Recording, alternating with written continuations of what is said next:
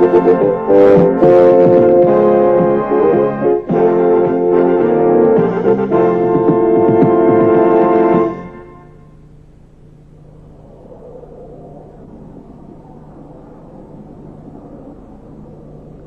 gas is produced with oil, the pressure of that gas after separation is often not great enough to enable it to enter the gas transmission line. And high-pressure gas is also needed in some fields for gas lift and injection purposes. So, a method must be provided to increase the pressure of the natural gas to meet these requirements. And here is where reciprocating compressors play their role.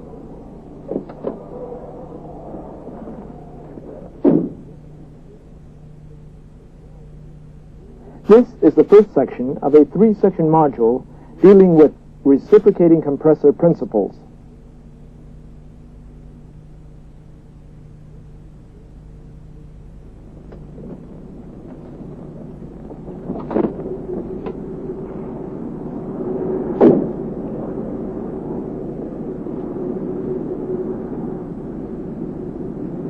The simplest and probably most familiar reciprocating compressor is a bicycle pump, just like this one, used for inflating footballs, basketballs, tires, etc. Now, by reciprocating, we mean that the piston moves back and forth in a cylinder. Air pressure is increased by the thrust of a piston within a confining cylinder.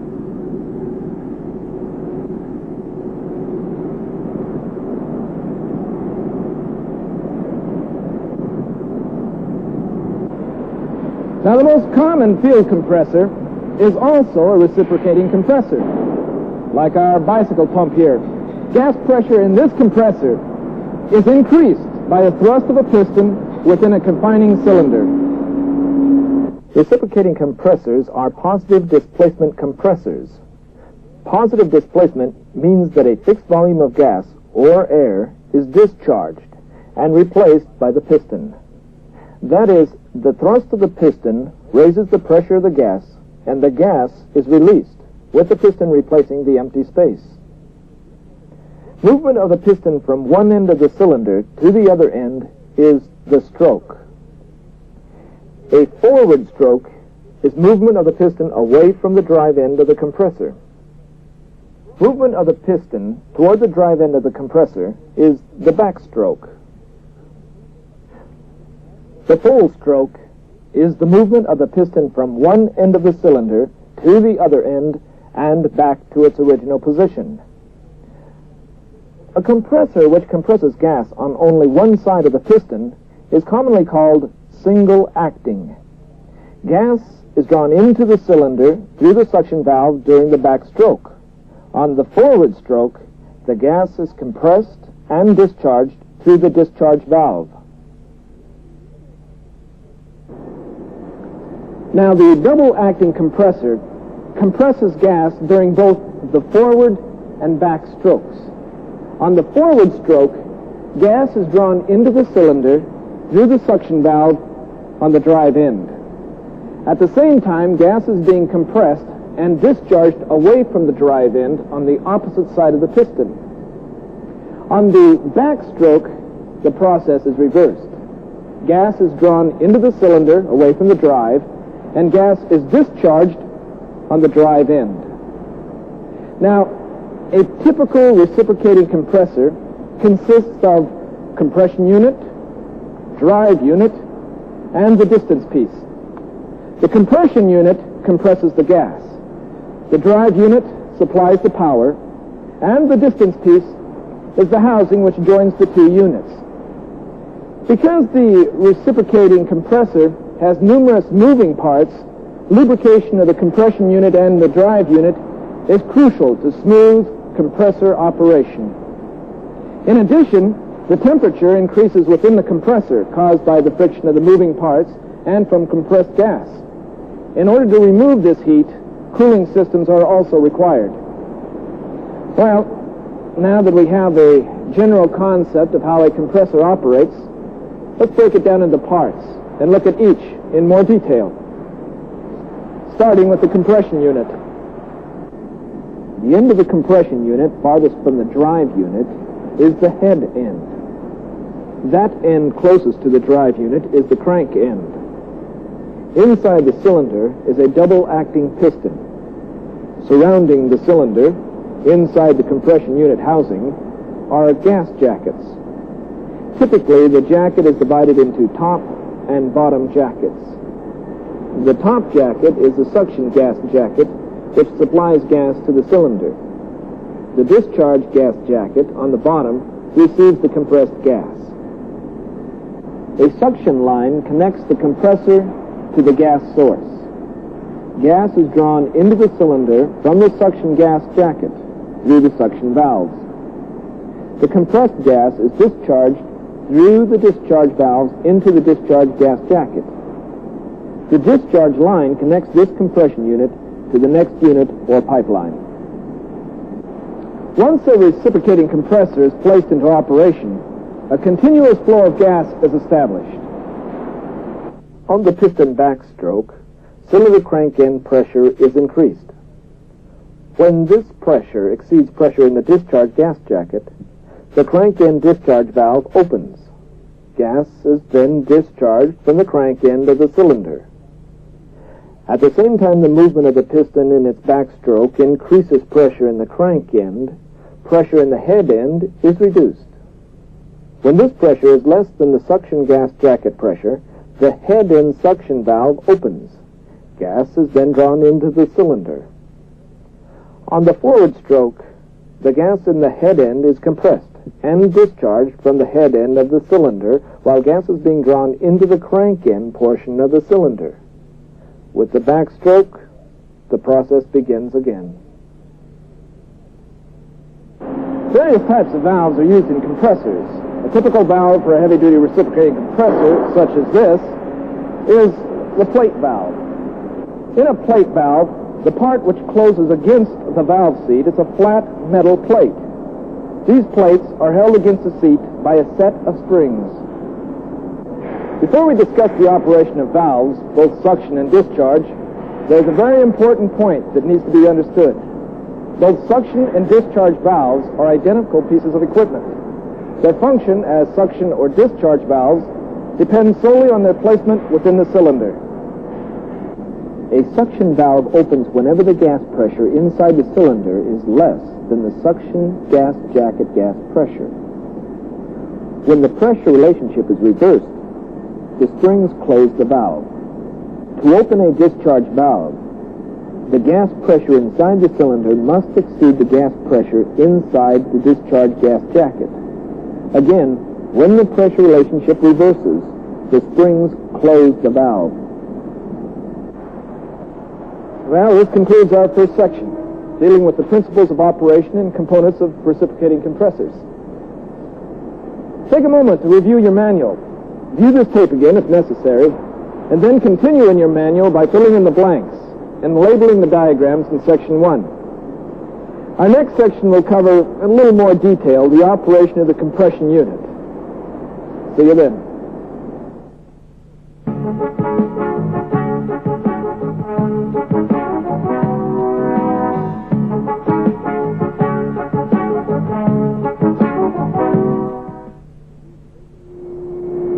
In the first section, we viewed the basic components and operation of a complete compressor. Now we'll look at the parts of the compression unit in more detail. We'll see how cooling is accomplished, how the unit is lubricated, and how its capacity for compression can be altered using the clearance pocket and valve unloaders.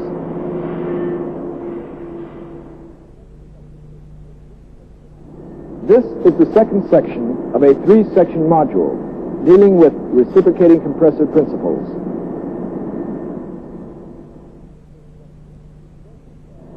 As we noted in the first section, compressing gas increases its temperature. Because of this, a compressor must have a mechanism to remove some of the heat generated by the compression process. For a small reciprocating compressor, such as an air compressor, fins surround the cylinder. Now these help to remove the heat by increasing the radiating surface, which provides air cooling. However, for most large, heavy-duty reciprocating compressors, air cooling cannot remove enough heat. Therefore, the cylinder and head of these larger units are jacketed to allow for circulation of a cooling liquid. Like a car radiator, this liquid is usually water. In fact, to assist in the heat exchange process, the water also circulates through an aerial radiator, like the one seen here, which further removes the heat. Now let's talk about the cylinder. The ends of the cylinder are equipped with removable heads. These heads, a head-end head and a crank-end head, may also contain cooling jackets. Within the crank-end head is a set of metallic packing rings. These rings prevent gas leakage around the piston rod. As the piston reciprocates within the cylinder, friction caused by that movement will create wear within the cylinder. Because of this, most cylinders are fitted with a liner, and pistons are also fitted with rings. Now, by replacing only liner and rings, a cylinder may be repeatedly repaired without having to replace the entire compression unit. In the cylinder wall is a lubrication inlet. Lubricant or oil forced through the inlet is spread over the length of the cylinder by the piston rings during the stroke. At the same time, lubricant is also force-fed to the packing on the piston rod. For some reciprocating compressors, the compression unit and drive unit lubricants must be kept separate. Wiper or scraper rings perform this function. Scraper rings located on the crank end of the cylinder remove compression unit lubricants from the piston rod. The wiper rings on the crank end of the distance piece remove the drive unit lubricants from the piston rod. Both waste lubricants then collect in the distance piece and drain to a sump line. As we saw in the first section, natural gas is compressed by the reciprocating motion of the piston. However, not all the compressed gas is released at the end of the stroke. Some of the gas is left in the cylinder. This is the result of a clearance space, which is made up of the spaces in valve recesses, plus the space which exists between the piston and cylinder end at the finish of a stroke. On a reciprocating compressor, a clearance pocket can be installed on the head end. A clearance pocket is termed fixed volume if the valve of the pocket can only be either open or closed. However, the clearance pocket may also be a variable volume type, which allows the operator, using the hand wheel, to adjust the volume of the clearance space. Using the clearance pocket to change the clearance space, an operator can control the capacity of the compressor. This can be accomplished either manually or automatically. Manual operation is accomplished using a hand wheel. Under normal compressor operation, the suction and discharge valves open and close relative to the piston position. However, the valves may also be equipped with devices called unloaders. An unloader is used to alter the load on one end of the piston. By unloading or opening the valve, we decrease the capacity of the compressor. Like a clearance pocket, unloaders may be operated either manually, using hand wheels, or automatically, using a device called a pilot, which uses suction or discharge pressure. In summary, let's look at what we've seen in this section. You've seen how heat builds up as a result of gas compression, and that either air or water cooling must be employed to maintain smooth operation of the compressor. As a result of friction, the compressor must also be kept properly lubricated. You've also seen how a clearance pocket may be utilized to vary the volume of the clearance space and therefore the capacity of the compressor, and how, by using unloaders, the capacity of a compressor may be decreased. Well, again, review the information found in your manual. Look at the tape again, if necessary, and fill in the blanks and label the diagrams. Our final section in this module will cover the drive unit and how gas pressure can be increased using multi-staging.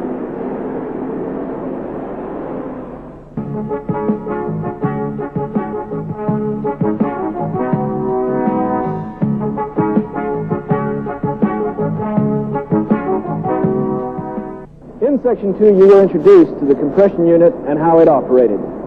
In this section, we will cover the drive unit. You'll see how the crank end transfers power to the compression unit, how the compression unit and power source can be integrated, and how gas pressure can be increased using multistaging.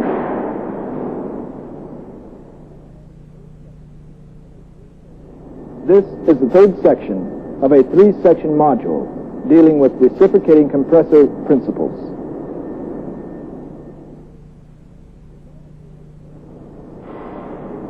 The drive unit of the compressor supplies the power for compression. Rotary motion from the power source is converted to reciprocating motion by the crankshaft, connecting rod, and crosshead. Let's take a moment and look a little closer at how each of these parts functions. The crosshead joins the connecting rod and piston rod. Passing through the distance piece, the piston rod drives the piston. The crosshead allows the piston rod to move only laterally, yet allows the connecting rod to have rotary motion. A lock nut secures the piston rod to the crosshead. The connecting rod is attached to the crosshead with the crosshead pin. The crosshead travels horizontally and must have limited vertical variation. Its confinement is maintained by the flat or circularly bored crosshead guides. Inside the guides, the crosshead shoes maintain the vertical position of the crosshead. While the shoes are replaceable and adjustable, shims on both of the shoes provide additional adjustment. Both ends of the connecting rod are equipped with heavy-duty sleeve bearings. These bearings are adjusted using the adjusting wedge and adjusting bolts. The sleeve bearings may be made of Babbitt, bronze, or aluminum. Inside the sleeve bearings, the crosshead pin and crank pin are separated from the bearings by a film of oil. This is crankcase oil supplied under pressure through holes in the bearing surface. The power to operate the compression unit is usually supplied by either electric motors or engines. The most typical, however, are combustion-type engines. In these, power pistons are connected by connecting rods to the crankshaft. In addition, the crosshead is connected to the crankshaft by a connecting rod. Thus, rotation caused by the power pistons is translated by the crankshaft, connecting rod, and crosshead into reciprocating motion, which powers the compression unit. Now, just as lubrication promotes smooth compression unit operation, lubrication of the drive unit is equally important. However, lubrication of the drive unit will be covered in a later module. Often a compressor has more than one compression unit on the same frame. In these arrangements, each compressor piston is powered through the same crankshaft. One example of a shared crankshaft is a balance-opposed compressor, like this one. The cranks are arranged so that the motion of one piston is balanced by the motion of the opposite piston. Balance-opposed compressors are often externally driven. The compressor crankshaft is coupled to an engine or electric motor. Others may be engine or motor driven through a V-belt drive or motor, or turbine driven through speed-reducing gears. When the compression unit and power source are on the same frame, the term applied is integral unit.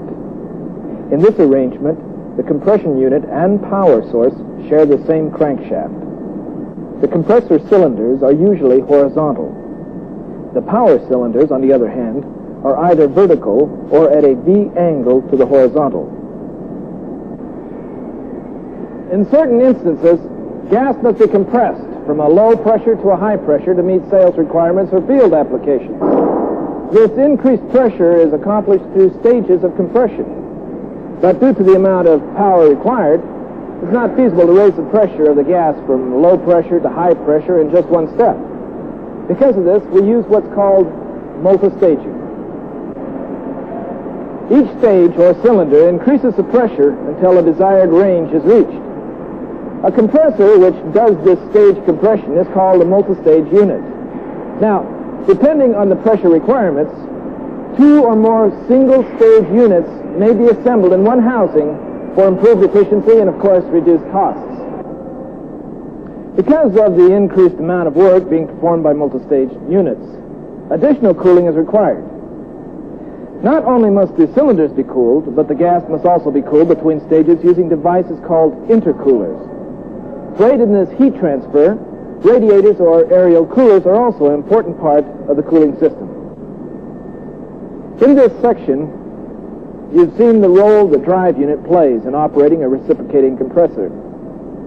You've seen how the crank end transfers power to the compression unit and how the compression unit and power source can be integrated. You've also learned how natural gas is compressed to higher pressures through multistaging. In our module on reciprocating compressor principles, you've learned the basic concepts and operation of a reciprocating compressor. You've seen how and why gas compression is important. You've also learned the basic parts of a compressor and how they operate together. Due to friction and the process of compression, you've also learned that proper cooling and lubrication is vital to efficient compressor operation. And finally, you've seen the different sources of power for a compressor and how this power is transferred to the compression unit. All right, take a minute now to review Section 3 on the drive unit in your manual. If you have any further questions, don't hesitate to ask your instructor. He is there to help you. Remember, natural gas is a vital source of energy. The proper compression and transmission of that gas relies on the safe operation and maintenance of the reciprocating compressors. And they rely on your skill and on you.